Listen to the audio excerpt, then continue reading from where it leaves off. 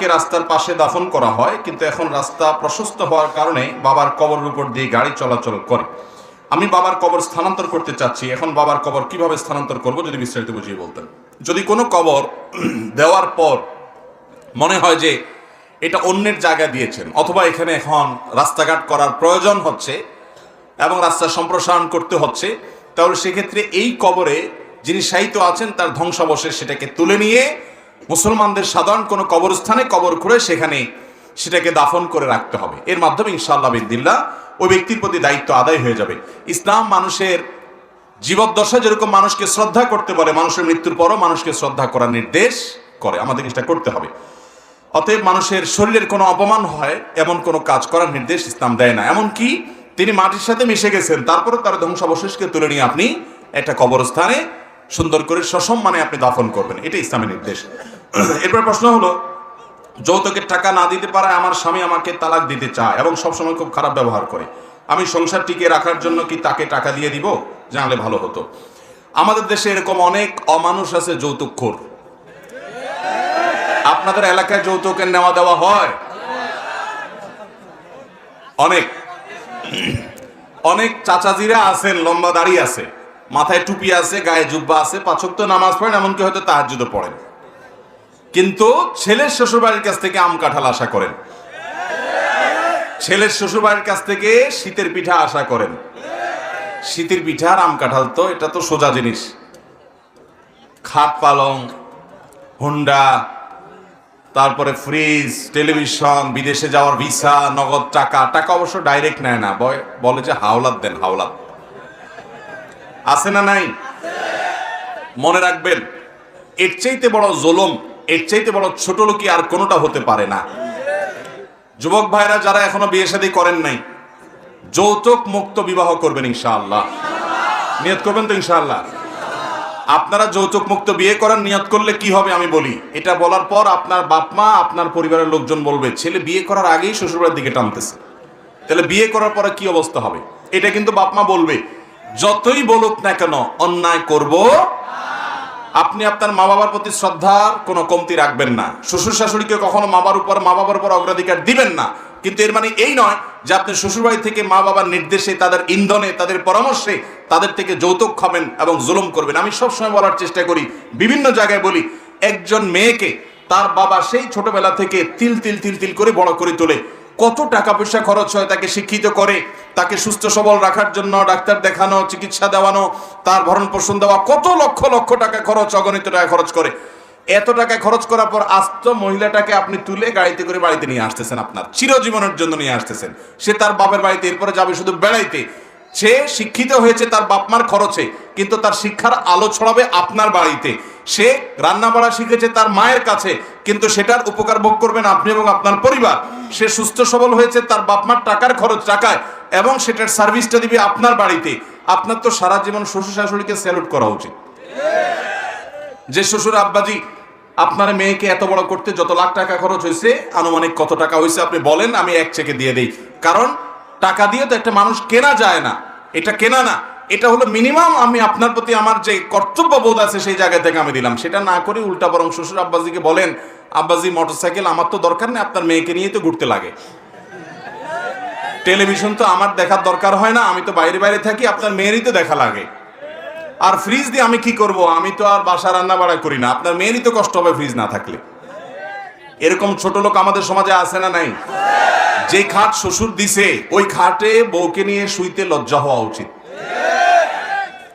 আল্লাহ রাব্বুল আলামিন যৌতুকের বিরুদ্ধে আমাদেরকে সংগ্রাম করার তৌফিক দান করুন।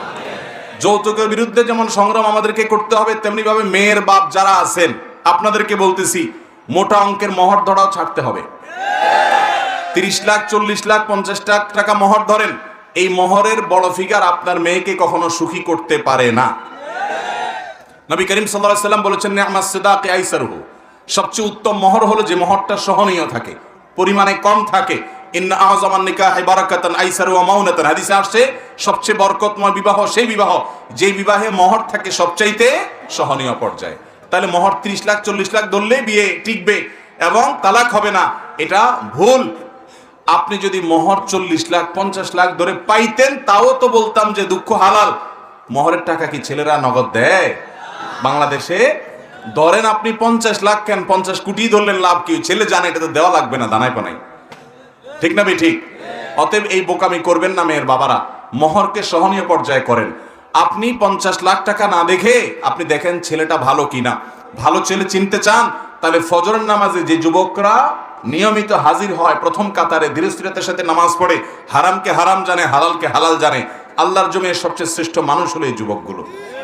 এই সমস্ত যুবকগুলোকে ধরে ধরে নিজের মেয়ের জন্য নির্বাচন করেন, ইনশাআল্লাহ অ্যাটলিস্ট আপনার মেয়ে সুখে থাকবে। আল্লাহ রাব্বুল আলামিন আমাদেরকে বোঝার তৌফিক দান করুন। অতএব এই যৌতুকের টাকা, এটা যারা চায় তারা জুলুম করে। যে বোন প্রশ্ন করেছেন যে স্বামী যৌতুকের টাকার জন্য চাপ দেয়, খারাপ ব্যবহার করে, এই অমানুষ স্বামী, তারে যদি যৌতুকের টাকা আপনি দিতে বাধ্য হন সংসার টিকাবার জন্য, তাহলে আপনার জন্য এটা জায়েজ আছে, কারণ আপনি বাধ্য হয়ে দিছেন। এটা হলো কুকুর গেউ গেউ করে কামড়াতে আসে, সেজন্য একটা হাড্ডি তার দিকে মারে দিলেন, তার খাওয়ার জন্য, নিজে না খায়া একটা গোশত একটা হাড্ডি তাকে মেরে দিলেন কুকুরকে থামাবার জন্য, তার গেউ গেউ থামানোর জন্য।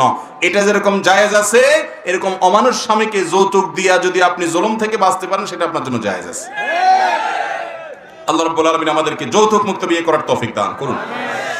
বট আমরা আয়ারল্যান্ড প্রবাসী, সবিনয় আপনার কাছে একটা মাসআলা জানতে চাচ্ছি। এখানে বাসা ভাড়া মিনিমাম 1.5 লাখ টাকা থেকে শুরু। এখন ভাড়া বাসা পাওয়াও অনেক মুশকিল, তাই এই সুযোগে দিনের পর দিন বাসার মালিকেরা বাসা ভাড়া বাড়িয়ে চলেছেন। কিন্তু এখানে অতি সহজে ব্যাংক থেকে লোন নিয়ে বাড়ি কেনা যায়। মাসিক কিস্তির টাকা বাসা ভাড়ার চেয়েও অনেক কম পড়ে। এখানে একটা বাসার দাম 4 কোটি থেকে শুরু। বাসা কেনার সময় আমাদের ইন্স্যুরেন্স করতে হয়। যদি কেউ লোনের টাকা পরিশোধ করার আগে মারা যায়, তাহলে ওই ইন্স্যুরেন্স কোম্পানি লোনের টাকা ব্যাংকে পরিশোধ করে। এত টাকা জোগাড় করে নগদে কোনো বাড়ি কেনা অনেকটাই অসম্ভব আমাদের সবার জন্য। আমরা এখানে বাংলাদেশিরা 2 ভাগে বিভক্ত হয়ে গেছি। কেউ বলছে লোনে বাড়ি কেনা হারাম, আবার কেউ বলছে প্রথম বাড়িটা লোনে কিনা হালাল হবে। যেহেতু আমার বাড়ি কোনো অভিজাতের জন্য নিচ্ছি না, শুধুমাত্র অসুবিধায় পড়ে নিচ্ছি, এমত অবস্থায় ব্যাংক থেকে লোন নিয়ে বাড়ি কিনা কি ইসলাম অনুমোদন করে? দয়া করে এই ব্যাপারে কোরআন ও সুন্নাহর আলোকে একটা মাসআলা দিলে আমরা আপনার কাছে কৃতজ্ঞ থাকবো। আল্লাহ আপনাকে নেখায়াত দান করুন। অনেক লম্বা প্রশ্ন। এই প্রশ্ন উত্তরে আমরা বলতে চাই, দুনিয়াতে টিকে থাকার জন্য মাথা গোজার একটা ঠাঁই দরকার আছে, কিন্তু বাড়ির মালিক হওয়াটা আবশ্যক না। আমি জানি যে পৃথিবীর অনেক দেশেই যারা ভাড়ায় থাকেন তাদেরকে অনেক বেগ পেতে হয়, বাসা ভাড়া খুঁজে পাওয়া কঠিন হয়, ভাড়া অনেক বেশি হয়। এই সব বিষয়গুলো টুকটাক আমার জানা আছে। কিন্তু সেই সাথে আমি এও জানি এই সমস্ত দেশে আমাদের যেসব ভাইয়েরা বাড়ি কেনার চিন্তা করেন, তারা বাড়ি কিনতে গিয়ে ব্যাংক লোনের উপরে তাদেরকে নির্ভরশীল হতে হয়। কারণ এত টাকা একসাথে তিনি নিজে মুঠ করে ধরে বাড়ি কিনে ফেলবেন, এই সুযোগ খুব একটা মানুষের কাছে থাকে না। এখন কথা হলো, এই যে ব্যাংক লোন নিয়ে বাড়ি করা, যারা বিভিন্ন অমুসলিম প্রধান দেশে থাকেন তারা প্রায় সবাই এই প্রশ্নের সম্মুখীন। আমি জাপানে গিয়েছিলাম, সেখানে আমাদের বাংলাদেশি ভাইয়েরা এই একই প্রশ্ন অনেকেই করলেন, এবং আমি জানি যে অনেকে সেখানে বাড়ি করে ফেলেছেন, বাড়ি কিনে ফেলেছেন এই লোনে।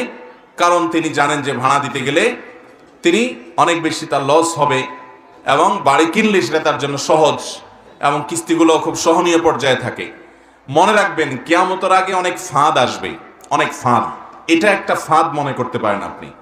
ফাঁদ বলতে, আপনি যদি সুদের কারবারে যান, সুদের রাস্তায় যান, তাহলে আপনার লাইফটা খুব ইজি হয়ে যাবে।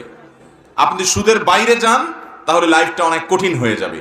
একজন ইমানদার হিসাবে এই ফাঁদে পা না দিয়ে এই সময় আপনাকে ইমানদারের পরিচয় দিতে হবে, যে আমার একটু অসুবিধা হোক, আমার একটু কষ্ট হোক, আমি একটু পেরেশানি পোহাই, তারপরও আমি হারামে পা দেব না।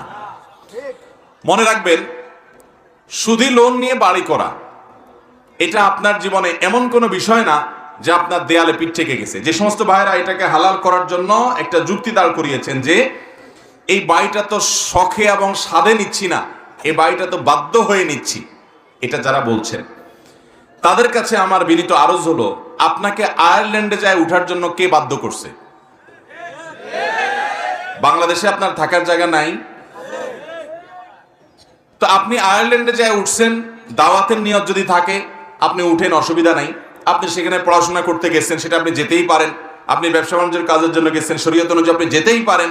কিন্তু আপনি নিজের দেশ মাতৃভূমি সব ছেড়ে ছুড়ে সেখানে চিরকাল বসবাসের জন্য একটু আরামের জীবন যাপন করবার জন্য সেখানে গিয়ে উঠেছেন। আমি জানি সেখানে গিয়ে উঠার অনেক কারণ আছে, অনেক অভিমান আছে আমাদের প্রবাসী ভাইদের, বিশেষ করে যারা ইউরোপ আমেরিকাতে থাকেন তাদের অনেক অভিমানের জায়গা আছে। তার একটা হলো যে এই দেশে আমরা কিভাবে থাকবো, এই দেশে মেধার কোনো মূল্য নাই, চোর ডাকাত 2 নম্বর, এবং যারা ঘুষ দিতে পারে, রাজনীতি করতে পারে, যারা তেল মারতে পারে, এই মানুষগুলোর দাম আছে, যোগ্য মানুষের দাম এদেশে আসলেও নাই। তাদের সেই দাবির সাথে আমরা পুরোপুরি একমত যে হ্যাঁ আমাদের দেশে এরকম একটা বাজে অবস্থা আছে, কিন্তু তাই বলে এই দেশটাকে পরিবর্তন তো আমাকেই করতে হবে। এই দেশের এই দুরবস্থার পরিবর্তন আমি না করে সেখান থেকে আমি চলে গেলাম, তাহলে এটা তো প্রশংসনীয় কোনো কাজ হতে পারে। আমি আমার সমস্ত ভাইদের প্রতি পরিপূর্ণ শ্রদ্ধা রেখেই বলছি যারা বিভিন্ন দেশে গিয়ে পাড়ি জমিয়েছেন, তারা যদি সেখানে দাওয়াতের উদ্দেশ্যে যান, সেখান থেকেও তারা তাদের আত্মীয় স্বজন হক আদায় করেন, তাহলে সেক্ষেত্রে শরীয়তের দৃষ্টিকোণ থেকে তারা কোনো অন্যায় করছেন না। কিন্তু আমার কথা হলো, আপনি যে যুক্তি দিয়ে এই সুদি লোন নিয়ে বাড়ি করাটাকে হালাল করছেন, আপনাকে সেটা বাধ্য করেছে কে? আপনি তো নিজের প্রতি নিজে সেটা বাধ্য করেছেন। আপনি সেখানে গিয়ে স্থায়ী বসবাস করার যে আপনি চিন্তা ভাবনা করেছেন, আপনাকে সেটাতে কেউ বাধ্য করে নাই। এছাড়া আপনার কাছে বিকল্প আছে। শরীয়তে হারামটা হালাল হয়। হারামটা হালাল হয় কখন? আল্লাহ বলেছেন ইল্লা মাযতুরিরতুম, যখন তোমরা নিরুপায় হয়ে যাও, যখন আর কোনো উপায় থাকে না, দেয়ালে পিঠ থেকে গেছে, পিছনে আর যাওয়ার জায়গা নেই, তখন হারামটা হালাল হয়। আপনি শুকরের গোশত খাওয়া হারাম, কিন্তু যদি আপনার এমন কোনো পরিস্থিতির মুখোমুখি হন, এমন কোনো জায়গায় থাকেন এখানে হালাল কোনো খাবার কোথাও নেই, এবং আপনি দীর্ঘদিন পর্যন্ত হালাল খাবারের অভাবে না খেয়ে থাকতে থাকতে এখন আপনার প্রাণ বের হয়ে যাবে, মৃত্যু হবে যে কোনো মুহূর্তে, এইরকম পর্যায়ে চলে আসছেন, সামনে শুকরের গোশত আছে, এটা না খাইলে আপনি মারা যাবেন, এরকম যদি হয় তখন জীবন রক্ষার জন্য আপনি হারাম খাইতে পারবেন। আপনি একটু সামান্য ঠুনকো অজুহাত দিয়ে বলছেন তাহলে এখন আমার জন্য, ওই যে এটা আমাদের দেশের চেয়ারে নামাজ পড়ার মতো অবস্থা আর কি। আপনি যখন পারেন না, আপনার যখন অবস্থা খারাপ, আপনি রুকু সিজদা করতে গেলে মাজা, কোমর, মেরুদণ্ড ভেঙে যাওয়ার উপক্রম হয়, বা অভিজ্ঞ ডক্টর বলেছেন যে না আপনি নিয়মিত এরকম করলে আপনার স্থায়ীভাবে পঙ্গু হয়ে যেতে হবে, অন্য কোনো অসুবিধা হবে, এটা কোনো ডক্টর, অভিজ্ঞ ডক্টর, দিনদার ডক্টর, যিনি নামাজের গুরুত্ব বুঝেন, এবং ভালো ডক্টর, দুইটাই যার মধ্যে আছে, এরকম কেউ বলেছে, তখন আপনি চেয়ারে বসে ইশারা ইঙ্গিতে আপনি রুকু সিজদা করলেন, ভিন্ন কথা। কিন্তু ওই যে আপনি শুনছেন যে ব্যক্তি পারে না, অপারগ, যে ব্যক্তি অসুস্থ, তার জন্য চেয়ারে বসে নামাজ পড়া জায়েজ আছে, এই মাসআলা শুনে আপনি কি করলেন? আপনার একটু শরীরটা আজকে একটু ম্যাজ করতেছে, একটু অলস লাগতেছে, একটু ব্যথা ব্যথা করতেছে, আপনি বলতেছেন আমি তো তাহলে অসুস্থ, তাহলে চেয়ারটা টান দিয়ে বসে নামাজ শুরু করে দিল। আছে না না এরকম আমাদের মধ্যে? এত পরিমাণ চেয়ার মসজিদে যে এটা কি আকিজ প্লাস্টিকের দোকান না মসজিদ বোঝার উপায় নাই। হ্যাঁ, একজন মানুষ যদি সত্যিই নিরুপায় হন, তার জন্য অবশ্যই জায়েজ আছে চেয়ারে বসে নামাজ পড়া।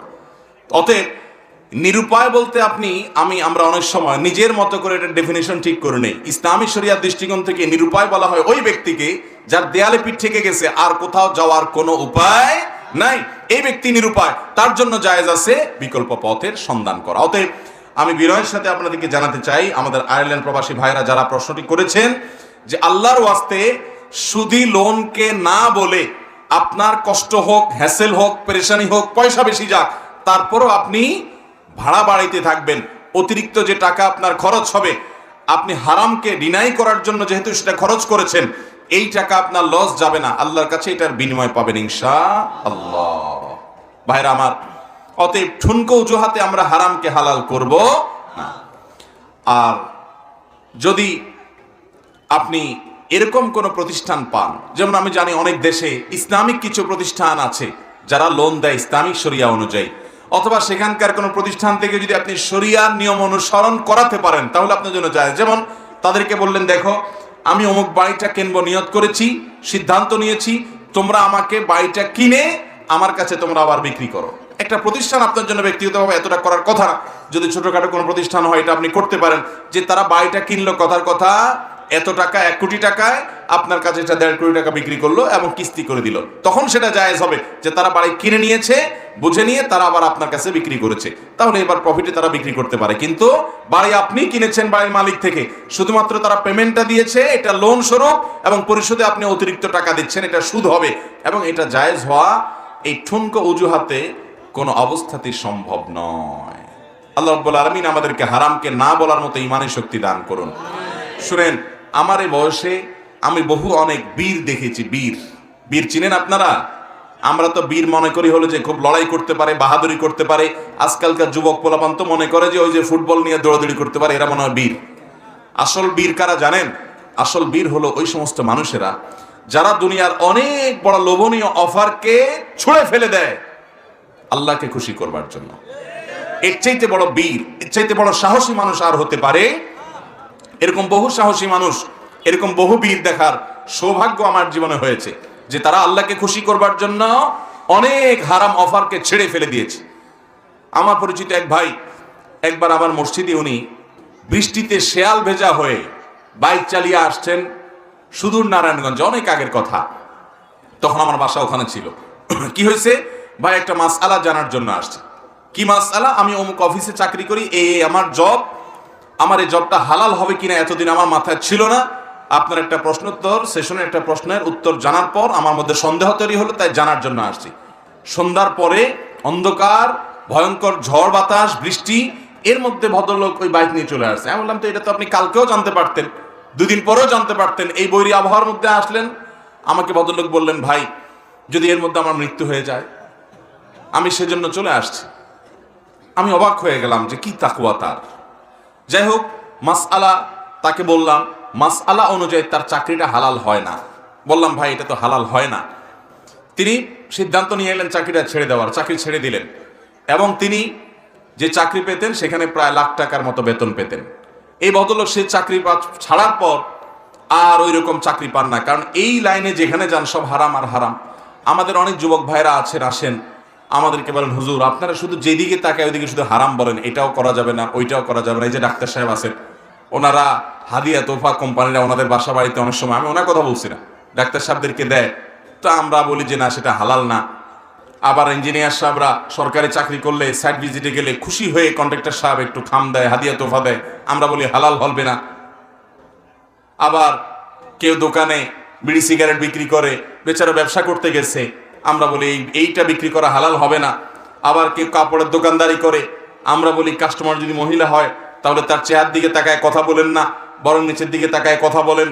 তারা বলে ভাই এরকম করলে কাস্টমার থাকে না, আমরা বলি সেরকম করলে চায়া চায়া কথা বললে বেপরদার সাথে মিষ্টি সুরে খোশ গল্প বসায় যদি কাস্টমারের কাছে মাল বেচার চেষ্টা করেন তো হালাল হবে না। আমাদেরকে অনেক সময় দোকানদাররা জিজ্ঞাসা করে, হুজুর আমরা আন্ডার ইনভয়েস করতে হয়। অনেক সময় দেখা যায় আমি হার্ডওয়্যারের দোকান দেই, মিস্ত্রিরাই বেশিরভাগ আমার কাস্টমার, তারা খালি ইনভয়েস নিয়ে যেতে চায়, খালি ভাউচার তারা নিয়ে যেতে চায়, নিজেদের মতো তারা বসায় নিবে। আমরা জানি 2 নম্বরই করবে, কিন্তু এটা না দিলে তারা আসে না। আমরা বলি হালাল হবে না। তো আমাদের অনেক ভাইরা বলে, হুজুর আপনাদের জ্বালায় আমরা কি না খেয়ে মরবো? যেদিকেই যাই এটা হালাল না, ওইটা হালাল না, ওইটা হালাল না, সব আপনারা এরকম বলেন। ভাইরা আমার, অনেকে বলেন যে আল্লাহ তাআলা এরকম আমাদের জন্য এত বাইন্ডিংস কেন দিয়েছেন? আসলে আল্লাহ তাআলা আমাদেরকে ভালোবাসেন, সেজন্য আল্লাহ জানেন আমাদের কোনটাতে ক্ষতি হবে, কোনটাতে ধ্বংস আসবে। আল্লাহ তাআলা সেটা আমাদের জন্য নিষেধ করেছেন। একটা ছোট বাচ্চা, সে অনেক কিছু ধরতে চায়, অনেক কিছু ধরতে চায়। আপনার বাড়িতে একটা মোমবাতি জ্বালাইছেন, মোমবাতির মাথায় আগুন জ্বলছে, আগুনটা লাল এবং হলুদের মিশ্রণে অপূর্ব একটা সুন্দর দৃশ্য আগুনের মধ্যে আছে। 2 বছরের একটা বাচ্চা ছেলে কিন্তু আগুনটা ধরতে যায় কি যায় না? কারণ সে দেখে আগুনটা আবার নাচতেছে, আবার কালারফুল, দেখতে তো চমৎকার, এটা ধরলে মনে হয় আমি জান্নাতি সুখ-টুক পাবো, সে কিন্তু ধরার চেষ্টা করে। বাপ মা কি করে? বাধা দেয়। শুধু বাধা দেওয়া, সর্বশক্তি দিয়ে বাধা দেয়। কোনোভাবে ওই আগুন ধরতে বাচ্চাকে দেয়? বাচ্চা ছুরি দেখলে ধরতে পছন্দ করে। আমার মা ছুরি দিয়ে তরকারি কাটে, পেঁয়াজ রসুন কাটে, এটা সেটা কাটে, কেচি দিয়া কাপড় কাটে, এটা সেটা কাটে, বাচ্চা দেখে তো বাচ্চা মনে চায় যে আমার মা এত কিছু কাটে, আমি একটু কাটি। সে একটু ছুরিটা চায়, নিতে চায়, বাপ মা নিতে দেয়। এরকম অনেক কিছু বাচ্চারা করতে চায়, বাপ মা কিন্তু করতে দেয় না। বাচ্চা তখন কি করে? কান্না শুরু করে। কান্নার যে গতি থাকে, সেই গতি এবং তার যে বডি ল্যাঙ্গুয়েজ, সেটা দেখে মনে হয় সে বলতে চাচ্ছে যে আমি এই সামান্য জিনিসটা চাইলাম, আমার মা বাপ দিল না, পাষাণের মতো, হৃদয়হীনের মতো আমাকে দূরে সরাই দিল, ওইটার কাছেই যাইতে দিল না। এরা কি মানুষ? বাচ্চার হাবভাব দেখে এরকম মনে হয় না? অথচ বাচ্চা যতই কাঁদক কেঁদে মরে যাক, মা কিন্তু ওইটা ধরতে দেয়। এটাকে বাচ্চার ভালো করে না খারাপ করে? বান্দাকে আল্লাহ রাব্বুল আলামিন অনেক নিয়ামত থেকে দূরে সরায় রাখেন। বান্দা চায় আরে আমার এই চাকরিটা হয়ে যাক, ওই ব্যবসাটা আমি সাইন করি, আমার ওই কাজটা হয়ে যাক, কিন্তু আল্লাহ দেয় না। সে অভিমান করে, আরে আল্লাহ মানে কেন দেয় না। সে জানে না সে যেটাকে কল্যাণকর মনে করছে এর পেছনে তার জন্য অকল্যাণ নিহিত থাকতে পারে, আল্লাহ তাআলা হয়তো সেজন্য তাকে সেটা দিচ্ছেন না। অতএব আল্লাহ রাব্বুল আলামিন যেগুলো হারাম করেছেন সেগুলো আমাদের জন্য অকল্যাণকর, সেজন্য আল্লাহ তাআলা কি করেছেন, হারাম করেছেন। বিধায় আল্লাহ তাআলা যেগুলো নিষিদ্ধ করেছেন সেগুলোকে ছুঁড়ে ফেলে দেওয়া, হারামের লোভকে একেবারে ছুঁড়ে ফেলে দিয়ে শুধুমাত্র আল্লাহর নির্দেশের সামনে মাথা নত করা, এটা হলো প্রকৃত বীরত্ব। ওই যে ভাইয়ের কথা বলছিলাম, লাখ টাকা বেতন পেত, বেচারা ওই চাকরি ছাড়ার পর মাত্র 20,000 না কত টাকা বেতনটা চাকরি পাইছে, কোনো মতে তার জীবন যাচ্ছে। এবং সে আমার অফিসে একদিন আসলো, জিজ্ঞেস করলাম কত টাকা এখন চাকরি করেন, কি বললো যে অবস্থা। আমার নিজের কাছে খারাপ লাগলো যে বেচারার এত কষ্ট হচ্ছে। আল্লাহর কি আজীব কুদরত যে সে যখন আসছে আমার অফিসে, ওই টাইমে সে যেই জগতে কাজ করে ওই জগতের একজন বড় ব্যক্তি, অনেক বড় একটা প্রতিষ্ঠানের এমডি, উনি আমার অফিসে আসছেন, দুইজন মুখোমুখি। তখন আমি এমডি সাহেবকে বললাম যে আপনার তো এই রিলেটেড কাজ, আর এই যুবক হারামকে ছেড়ে দিয়েছে আল্লাহর ভয় এবং সে বিষয়ে দক্ষ এক্সপার্ট, আপনি চাইলে তাকে নিয়োগ দিতে পারেন। উনি বললেন যে আমি তো এরকম লোক খুঁজতেছি। এবং দেখলাম যে আল্লাহ রাব্বুল আলামিন কিভাবে তার জন্য তার সে ক্ষতিপূরণ করে দিয়েছেন। অতএব ভাইরা আমার, আমরা হারামকে না করব, হালালকে আলিঙ্গন করব এবং মাথায় রাখবো তাতে আমাদের যত ক্ষতি হয় হোক, যত স্যাক্রিফাইস করা লাগে লাগুক, চেষ্টা করবো না ইনশাআল্লাহ। আল্লাহ আমাদের সবাইকে সে তৌফিক দান করুন। বর্তমান জনসংখ্যার একটা বড় অংশ প্রতিবন্ধী, অটিস্টিক, যারা সমাজে নানা হয়রানি এবং তুচ্ছতাচ্ছিল্যের শিকার হয়। তাদের মা বাবা অন্যদের কাছ থেকে অনেক প্রশ্নের সম্মুখীন হয়, পরে আপনার বিস্তারিত আলোচনা চাই। আমরা বিস্তারিত কথা বলতে পারবো না। প্রতিবন্ধী সন্তান হওয়া এটা কি কারোর হাতে? আমাদের সমাজে কুসংস্কারাচ্ছন্ন বিশ্বাস আছে, মানুষ মনে করে মা বাপ যদি খারাপ হয়, অমুক গুনাহ করে, অমুক পাপ করে, তাদের সন্তান প্রতিবন্ধী হয়। এটা ভুল ধারণা। কোরআন হাদিসে এরকম কোনো কথা বলা হয়? আল্লাহ রাব্বুল আলামিন মানুষকে বিভিন্নভাবে পরীক্ষা করেন। এটা একটা পরীক্ষা হতে পারে কোনো ব্যক্তির জন্য যে মা বাবা কতটা সবর করেন। তারা যদি এই কষ্টে তারা যদি সবর করেন, ধৈর্য ধারণ করেন, এই সবর তাদেরকে জান্নাতে নিয়ে যেতে পারে ইনশাআল্লাহ। অতএব আমাদের সমাজে যদি কোনো মানুষ প্রতিবন্ধী সন্তান জন্ম দেয়, তাদেরকে নিয়ে যদি কেউ কটু কথা বলে, বাজে কথা বলে, এটা অত্যন্ত জঘন্য উক্তি। তাহসাবুনাহু হায়্যিনা ওয়া হুয়া ইনদাল্লাহি আযীম। এটাকে আমরা অনেকে হয়তো হালকা বিষয় মনে করি, অথচ এটা আল্লাহর কাছে অনেক বড় অপরাধ। আমরা বেঁচে থাকবো তো এগুলো থেকে ইনশাআল্লাহ। আল্লাহ তাআলা আমাদেরকে